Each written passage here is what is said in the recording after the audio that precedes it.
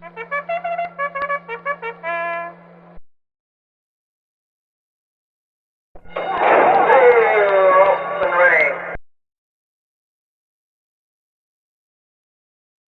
again. Welcome back to Billy Ho Sports. This week, Derby Trail leads us over the other side of Florida to the Gulf of Mexico and Tampa Bay Downs. We have the Grade 2 Tampa Bay Derby, 50 points to the winner. So don't forget about March 22nd. That's going to begin the 7-race 100-pointers. So the handicapping contest, to check the description for the link to register, is there for you. Must be a subscriber. So go ahead and do that. The link to register in the description. Hit that like button while you're at it. And let's look at the probables for the Tampa Bay Derby. I'll caveat that by saying they haven't released the entries. That'll probably be Wednesday, maybe Thursday. I'm not really sure. But I wanted to get a preview out because I'm pretty sure I got about 6 or 7 of them that are going to be important to talk about. So let's get right into it. The first one I wanted to talk about is Chancellor McPatrick, the 2025 version of Sierra Leone for trainer Chad Brown, so to speak. The late closer ripped up New York, winning the Grade 1's Hopeful and Champagne Stakes last fall. Then he fell victim to the speed favoring Del Mar track, where he was a little bit too far back of Citizen Bull, taking it to wire without a whole lot of resistance there. And he just didn't have it down the stretch. Lived to fight another day is what I say. The next one I wanted to, just to put a bow on Chancellor McPatrick, Chad Brown, I think if he wins the Tampa Bay Derby this week, then he will, I don't know, possibly send him just like Sierra Leone, send him up to the Bluegrass. So we'll see. Anyway, the next one up is another Chad, Filoso, trained by Chad Summers, making his 3-year-old debut. Last we saw of him was 6th place finish in the Kentucky Jockey Club at Churchill Downs last fall.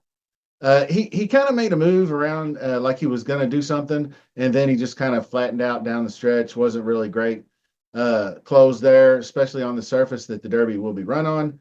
Previous to that, third, way behind East Avenue. So maybe he just wants to go longer. I think if I remember, the average win distance was well over 7, over 7, 7.2, 7.5 furlongs, which for an average win distance could suggest a little bit longer. We'll see. Anyway, the next one up, one I'm starting to grow on me a little bit, is Owen Almighty, runner up to Jonathan's Way at Churchill Downs in the Iroquois.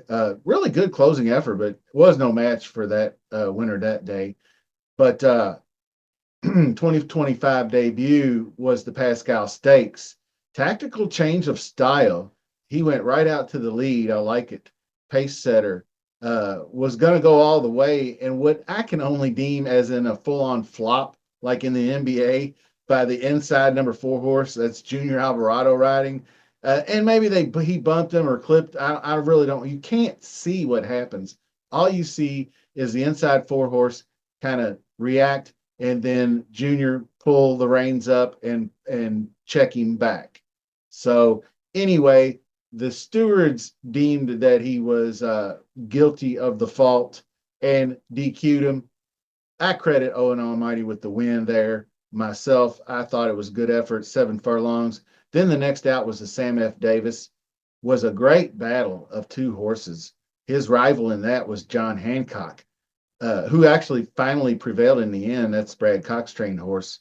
I think that I would like to see them 2 line up again in the Tampa Bay Derby, but I think Brad Cox is probably going to go to Keeneland with him. That's just kind of my guess. But the Sam F. Davis was a heck of a good race. Those 2 really battled hard. Both of them deserving runners. Quick word on that race. Poster was 3rd in that race. Closed from way back. If you watch my Kentucky Derby video released last week, the road so far, check that video out. I was really proud of how it came together. It's really, really a good little featurette on where we're at right now in the Kentucky Derby trail. So I did a segment in that on trainer Owen Hardy and how he's shipped in 2 different turf to dirt horses. First Resort was the one that broke out first at Churchill Downs. last fall. And then the Remsen Stakes went to Poster. The Remsen was run at 9 furlongs. So Poster is one of those turf to dirters that closes hard. He closed all the way to third, going a mile and a 16th. So maybe added distance does something for him. So I got a sneaky suspicion that Hardy's going to send him up to Turfway for the Jeff Ruby, which is a mile and 3/16 race, which there always is the race at Fairgrounds that is the Louisiana Derby, which is a mile and 3/16 as well. But he's a turf to dirter. He's running at Woodbine on the synthetic, so it would make sense to go up to Turfway. Horses have done the deed, going from the Jeff Ruby to the Kentucky Derby, aka Rich Strike, a few years back. So next up, another turf to dirter, Hill Road, shipped in from Ireland to run in the Breeders' Cup Juvenile. Really good closing effort. Is now under the guidance of Chad Brown, the quality road colt, way back turning for home at Del Mar in that Breeders' Cup Juvenile, but he advanced like he was storming the beaches of Normandy. The late surge got him the show, and more importantly, gave his connections the confidence to put him in the Derby Trail. So we'll see what he's got. Hopefully he goes. Now, the next up, and then a horse I'm very interested to see how he bounces back, Patch Adams. The 45 favorite in the Southwest was beaten. He did not get away well. He kind of had loose footing coming out of the gate and got off very slow, normally a front-running horse. And with Speed King all out on the lead, he got left way behind the pace and was forced to rally. But he did rally up and got into the mix down the stretch, then did some straight-up Sierra Leone Forever Young Kentucky Derby stretch drive, rubbing and racing down the stretch. Wasn't quite that bad, but they did lock booties there for a minute. And Brad Cox is still high on him. He said if Brad Cox still feels like he's worthy, then I'll give him a look.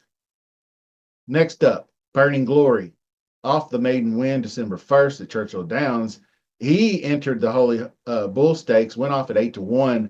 Did get up late for the show, but he was 10 lengths behind the top two horses.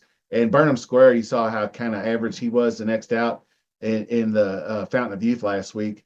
I don't know if that was just a minor little bounce, but anyway, the maiden win was all he could do. Previously to that in the fall, he was heads up against a 28-1 horse, and it was everything he had to get past a horse he probably should have ran right by. So not much interested in Burning Glory. Brodeur, one I will be interested in seeing, but probably won't have interest in betting. One as a juvenile at Oaktown. Anyway, Oaklawn Park, returned in 2025, wins again, went 8.5 wire to wire. Was losing the lead late. It was on a wet, fast, sealed surface.